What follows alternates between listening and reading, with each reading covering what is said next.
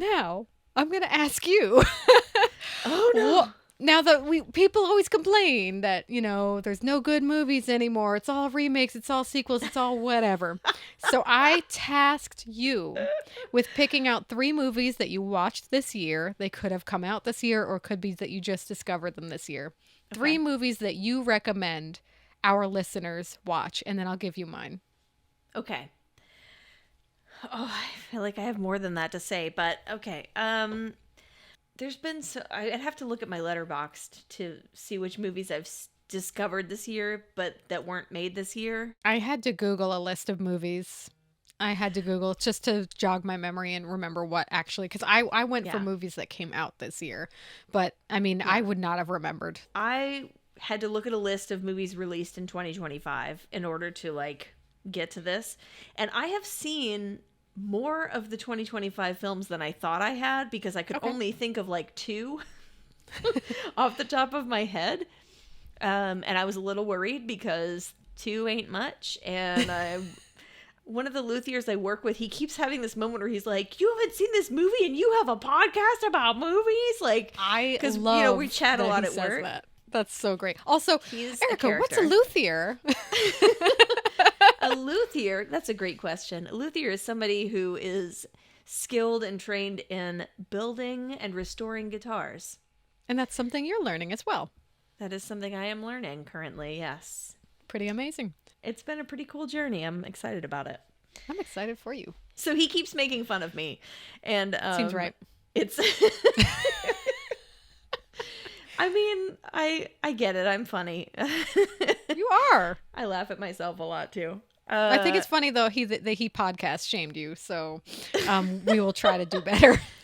Yeah, I mean, where's his podcast? What's he doing? Yeah, you know what? Put your money where your mouth is, right? Get him on. Let's see what movies he's got to talk about. Oh yeah, he wants to be a guest. I can't wait for that. I think we can make that happen. Okay, so movies that I have seen this year, and I'll start with my one that I absolutely recommend and really is my favorite, Mickey 17. I will not shut up about this movie. It's a sci-fi film. There's a lot of funny little moments in it, but it's also a very poignant film. Yeah. And the acting is great. It has a lot of actors in it that I love. And it just feels like a really solid film. It's a great sci-fi movie. Highly worth a watch at the very least. I am so glad. Erica came over one day and we watched this movie together. She's like, "You have to see this." And I'm like, "Okay, I'll try it." I was interested, but I didn't know what it was about. And I ended that movie going, "Erica, why didn't I see this movie before? This is so good." I loved it.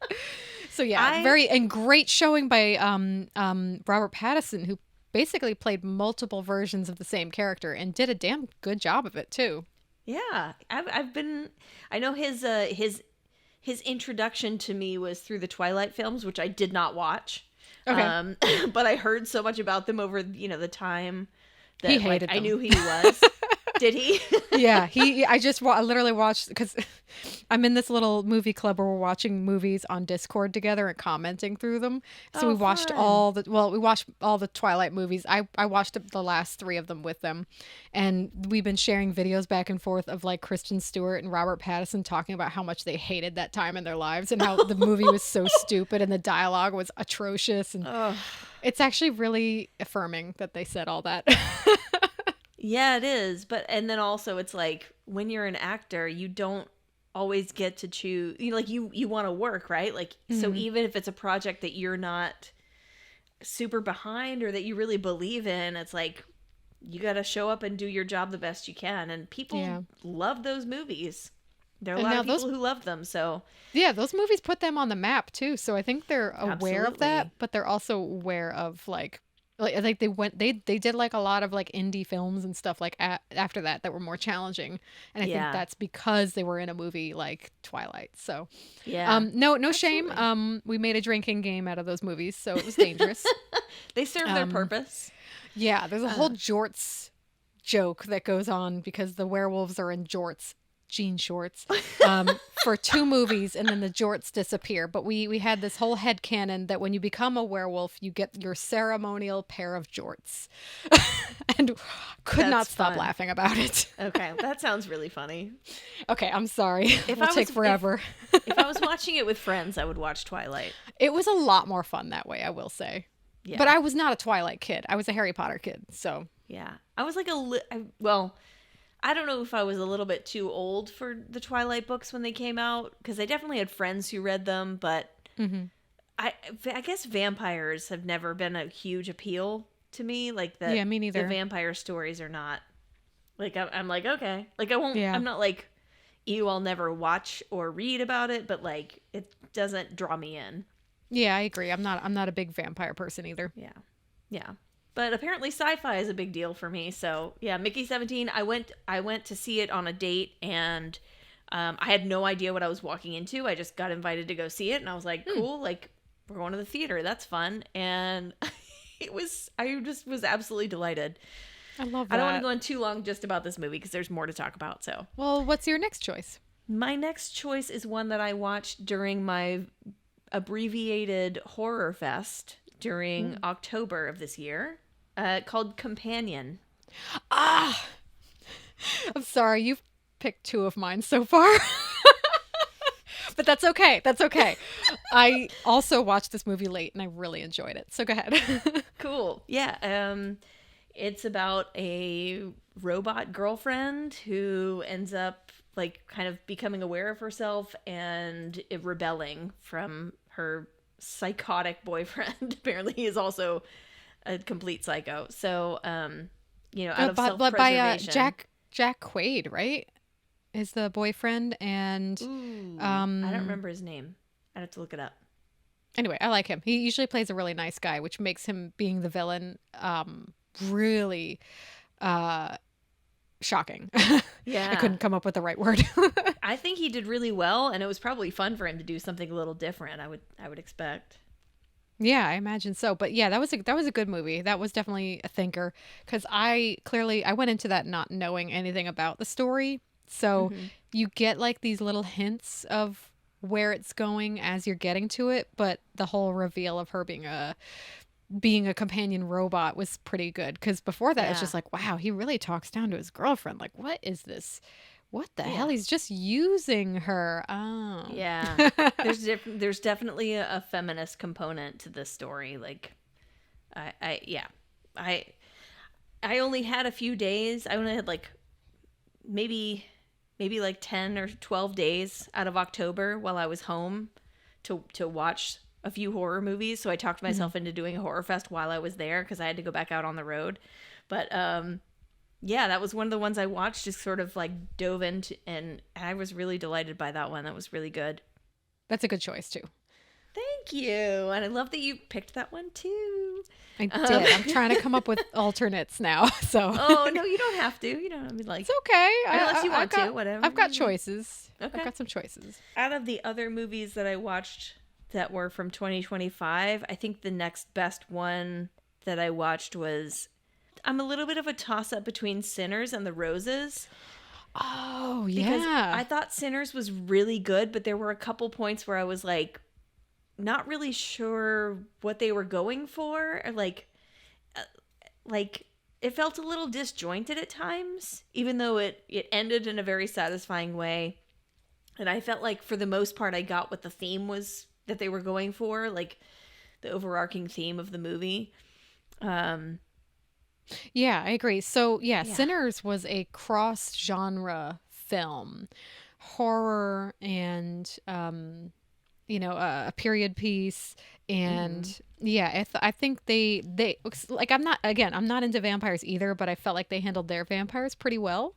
The setup took a while, and you kind of lure yourself into a sense of, oh, it's a historical movie, this is going to take a while, but there's some interesting scenes for sure, but it really gets its momentum and its pace as soon as the first vampire attack happens. So, and honestly, the soundtrack is so good. Yeah, the soundtrack was solid. Yes. I think The Roses, I think the reason I'm saying that one is a contender with Sinners is just because I keep thinking about it. like I watched it and I was like, oh, okay, okay. And then I've just, it's been a little stuck in my brain ever since. And I feel like sometimes that's a mark of a good film. Like, Yeah, I agree. where it kind of just leaves you with this lingering like puzzle in your brain where you're like,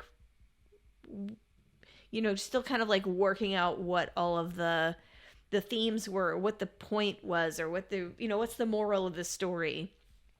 Yeah, I thought Yeah, that was, I didn't see that one. I put it on my list. I haven't seen that one. I haven't heard of that one either. oh, it's got, I want to say her name is Olivia Colman. She was the stepmother in Fleabag. She's been in a ton of things. She's a British actor. Olivia Colman, yes, and Benedict Yes. Cumberbatch. Benedict Cumberbatch Kate played the McKinnon, husband. Andy Yeah. Samberg. No, oh my God, shoot to Andy Samberg and Kate. Oh my her gosh. name is escaping me. Kate McKinnon. Kate McKinnon, thank you. Wow, what Yeah. a cast. Okay, okay, Yeah. I could It's dig definitely this. got some funny moments. And it's about a couple who is like coming to the end of their relationship, right? Like they're like, Oh, you know. oh, is it based on War of the Roses? Yes. Okay, yeah. Oh, that's Yeah. a great idea. Okay, so here's a good adaptation idea. Yeah. Nice. Yeah. So yeah. And then I also watched Death of a Unicorn, The Oh, Gorge, I wanted to see that. Okay. and The Bride Gorge. Hard. I watched on a plane. Oh, okay. That's a good plane movie, I think. I don't It was know. an excellent plane movie, but I feel like it sort of missed the mark for me. I wanted to, I don't know, I feel like they could have taken it a little more seriously, and I hate to say Rebel Wilson, I generally like her, but I feel like as far as like the action scenes in this movie, because it's like a play on Die Hard, right? Like Bride Hard. Oh, yeah. Die yeah. Hard. Makes sense. She's a spy. She's at her friend's wedding, and then, you know, terrorists take over because apparently everyone's everyone's very rich. So there's a lot of money to be had. So terrorists infiltrate the wedding, and she tries to save the day. And there were a couple moments during the action scenes where she's like fighting or running, and I feel like physically, like she looked awkward, you know, like I'm so used to, and maybe this is on me too, but like I'm so used to seeing these like seamless, like beautifully choreographed fight scenes where everything is very smooth, and the hero's like, you know, just flawlessly, you know, fighting this bad guy or whatever. Okay, And yeah. I felt like there were moments in that where she was achieving, but then also moments where I was like, oh, she looks kind of awkward in this moment. Oh, okay. I So wonder if that's a choreography problem, if that's the acting wasn't selling it. I wonder what. I mean, unless that was intentional. That's interesting. Yeah. Okay. So Bride Maybe. Hard. I don't Watched know. it on a plane. Seems like the right place to watch it. It's, yeah. I don't regret having watched it. So, you know, if you like feel like watching a silly action movie, like, you know, Sometimes you feel like watching a silly action movie. yeah. And it's like one of those female forward ones, which is, you know, I think even when they kind of miss the mark, it's kind of nice to watch those because, you know, we haven't had enough of them yet. Yeah. There's not a lot to choose from. So yeah, we kind of take what we can get. Yeah. They're getting Okay, better, cool. but yeah, it's not. You think And then- yeah, there are better choices out there, which is what I try to strive to support. You mentioned 3 of my movies. Damn. What'd you had Sinners, Companion. Sinners, yeah, Companion, Sinners, and Mickey 17. Okay. However, I had extras on my list, and then I added to it as we were talking. Yeah, you did. So my first one from this year is Weapons. Okay. That's on my Weapons to was- watch list. Okay, I'm not gonna give anything away because this is a movie where you really don't want to be spoiled when you go into it. Okay. But tonally, it's interesting. It is a movie about children disappearing in the middle of the night. So it's at first like procedural detective work, trying to get, you know, figure out this mystery of these children being missing. It's ominous. And then there's moments of just humor, of laughter, of just like, it's so uncomfortable you have to laugh. And it's kind of genius in the way that it goes back and forth. And there's some scenes that are done Weird. so well. I did not know what was happening for most of the movie until like seconds before it was revealed, and it's the perfect turnaround. Damn. Okay. So I really enjoyed Weapons. Really great job Okay. by the cast. It was actually filmed in Georgia. So there's some recognizable landmarks in the background. But yeah, well done, smart movie. Is it the same director as Barbarian? Am I remembering that right? Yeah, Zach Krager. I think he also Okay. wrote them too. But I like the horror. I like horror that has something to say and Yeah. does it in an interesting way. So that's on my list. Clearly, your other movies were on my list. I figured it was kind of a superhero summer for me too, but I could pick Superman. I love Superman. He's my guy. Oh, love I that did watch movie. Superman. Oh, Yeah. did you? I did Okay. watch it. Yeah. I came out of that movie feeling so wholesome and so hopeful. I did but- enjoy it as well. But it had great marketing and it doesn't need my help. So Thunderbolts needs my help. Thunderbolts is in the Marvel universe, and it stars a lot of the side characters that have been introduced in a lot of other movies. And they are put into a situation, these characters that do not get along, they have to form a team to survive. And they have to, they meet this guy named Bob who's in this bunker that they're supposed to be blowing up. And they're like, who are you? And he's like, I'm Bob. And that's the joke. That's the joke. It's just Bob. It's just some guy who went like summering in Taiwan and he ended up in some weird secret project. And now he's the most powerful being in the planet. Oh my God. So, and Bob is a sweetie. But what's interesting about this story is not only is it funny and the action is good, the real underlying story is about handling depression. Because your lead character is dealing with losing her sister. Her sister was Scarlett Johansson's character. She was Black Widow. Black Widow died in Avengers. So she's her sister, and she's dealing with, she lost her sister when they were kids. They were separated. Then she lost her sister again when she died. And then she doesn't know how to process it. All she does is go on these like near suicide missions, come back, drink herself to sleep, go on a suicide mission, drink herself to sleep. So she's dealing with this depression and what she calls the void. And then the void is personified because there is a creature called the void, and it sucks people in and they experience their worst memories. So it's a really interesting story about depression, but Ew. they get past it. It's not overtly that way, but it is, like that's the underlying story. That sounds poignant.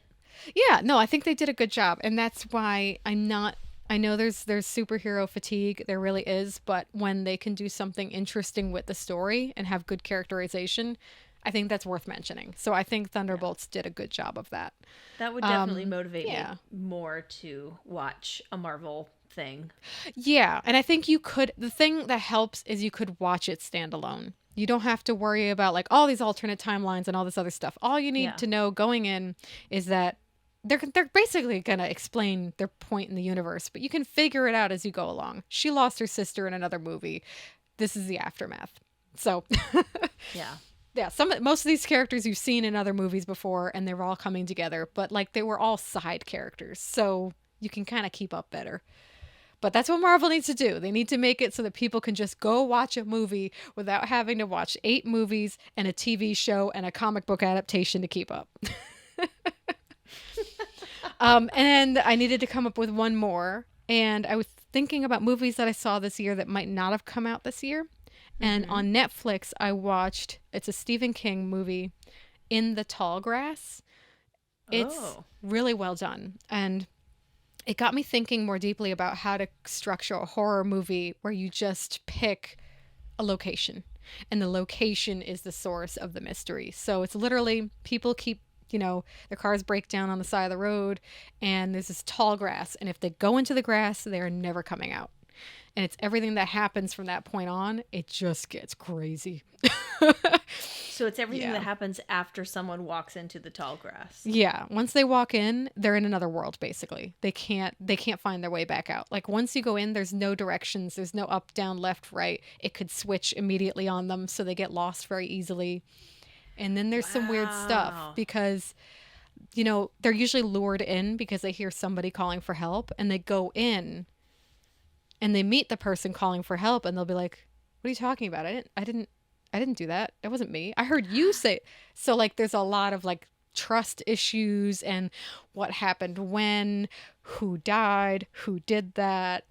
It's very interesting. So wow, that's yeah, very intriguing. I liked it. It was dark. It was dark and spooky and twisty. So Stephen King is a weird dude. Yeah, but he's got some good stuff and he's got some really weird stuff. We've talked about Maximum Overdrive. I think, was he the director on that one? He was on all of the cocaine. He's doing better now. That's wild. God bless him. He still lives in Maine. It's hard to imagine anyone in Maine doing He sets cocaine, everything in Maine. even though they rhyme, now that I'm realizing they rhyme. Also, a note on Stephen King, Welcome to Derry is the show that's out now. It's the It prequel, and I know you said you were tired. They really want me to watch that. I know you said you're tired of prequels and Alien Earth and stuff like that, but I'm watching Welcome to Derry with my friend Meisha. We time it so we watch it at the same time so we can both be traumatized at the same time.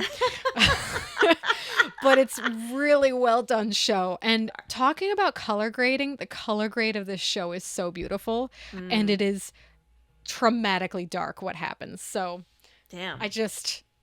I'm not finished with it yet, so I don't know what happens at the end. Are you guys like on the phone together while you're watching it? Yeah. Or on FaceTime or something? We're on the phone and then we just both get on HBO and we go 1, 2, 3, go. It's a messy system. I did this for the first time the other day with my friend Tati. We watched the first episode of 12 Dates Till Christmas with Mae Whitman. Because the first episode is the only one that's free. And I was like, I hate this, but I'm probably going to get curious and like pay for the rest just to have seen it all. That's amazing. They got you. But it was kind of funny to be like, okay, 1, 2, 3, like we're counting together just like you were. Oh my gosh, Erica, this has been fun. We need to wrap it up because I don't know if I'm going to edit this before Christmas. Yeah, we can't do another part.